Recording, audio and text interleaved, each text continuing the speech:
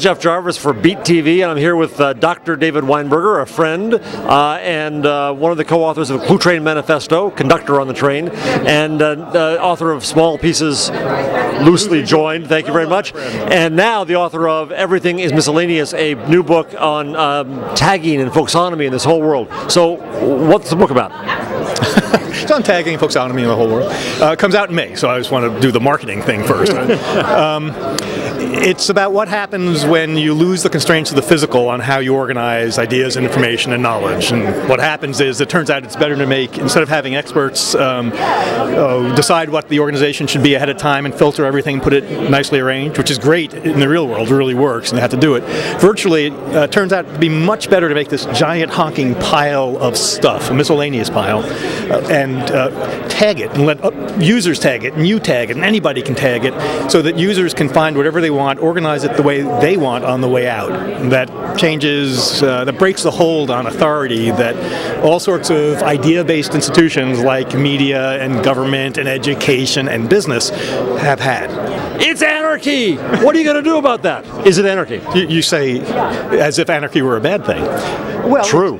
First of all, at the individual level for tagging allows an individual user to say what the book means to her, or the photo, or the music, or whatever, or any element of any of those things. So it's a reappropriation of meaning, actually, by the individual, and that doesn't feel like anarchy at all any more than your desktop. You put all this stuff together, and it looks like anarchy until you start doing the clustering and seeing the relationships and seeing that, as at eBay, for example, where you learn that if you want to sell your laptop, you better call it a notebook, not a laptop, because most people call it a notebook, and so there's some momentum behind that term, and that's what folksonomies are. They express the momentum behind particular terms and tags, and they emerge. So it's the organizing principle of, pardon me, the long tail, yes. Right? And it's our organizing principle, it's our tail, and our organization. What you've also taught me is that there's other benefits that come out of this. It's one matter to just organize things and find them, but you learn more about content and people. What are some examples of that?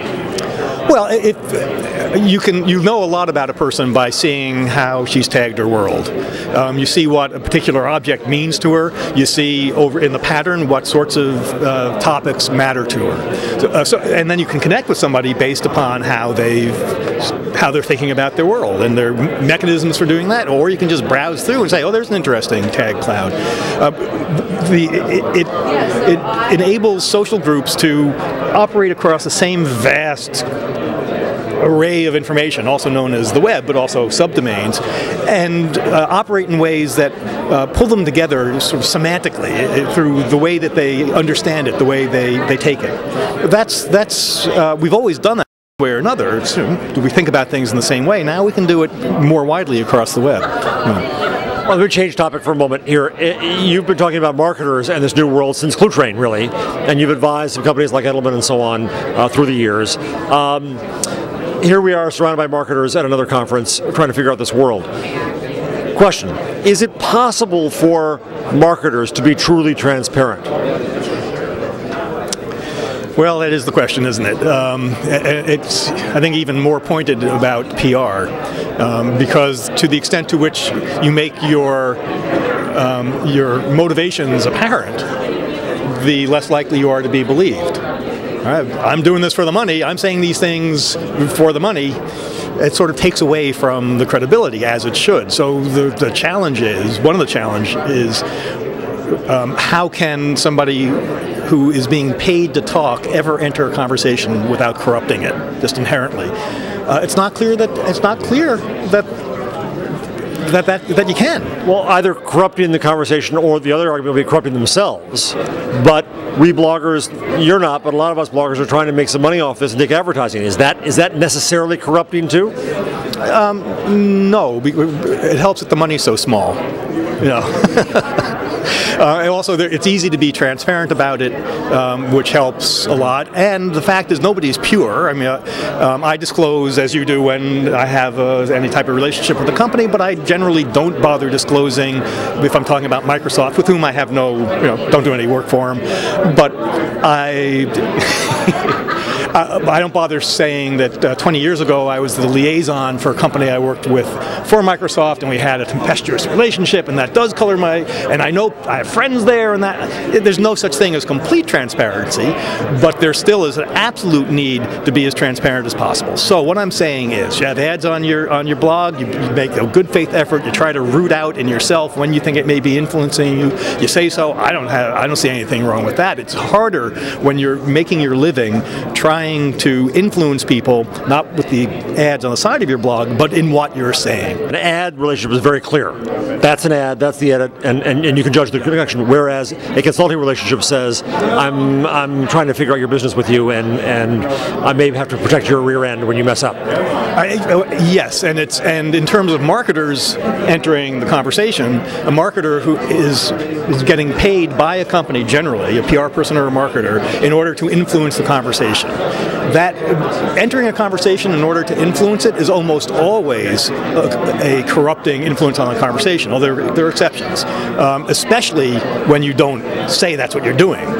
That's just really bad. That's All right, to bring the two threads here together finally, about tagging and information and marketing and all that stuff. We're on a panel this afternoon that I thought was about marketing, but it's really about measurement. So fine, we'll go with the flow. There are new opportunities and new things to measure in this world. Folksonomy gives you a new opportunity to get qualitative and find out what things are about. What are the new frontiers of measurement, quantitatively and quantitatively, online for marketers, for scholars, for search engines? What are the things that people are doing that you can now measure in new ways? Any thoughts? None at all.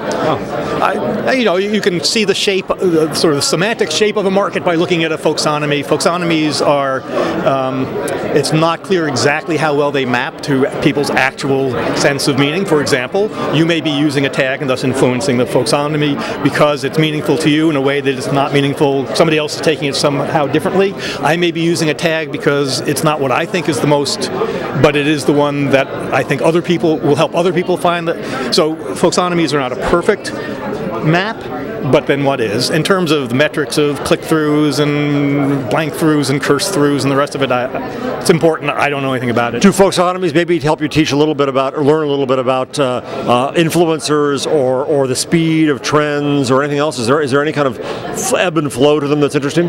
Sure. I mean, you can see in a tag cloud, you plot a tag cloud that is a visual representation of the tags that are being used, and you can see certain ones coming and going. It's a nice little visual display. I'm not sure. And I mean, the obvious use, which is already being done, is for companies, PR companies in particular, to watch tags to see if their brand is popping up, especially in conjunction with problems or So sure, I don't know that this really changes very much. Nice tool, but the web's there for us to use and to make sense of. It's only secondarily, tertiarily, quaternarily there for marketers to measure and make money out of.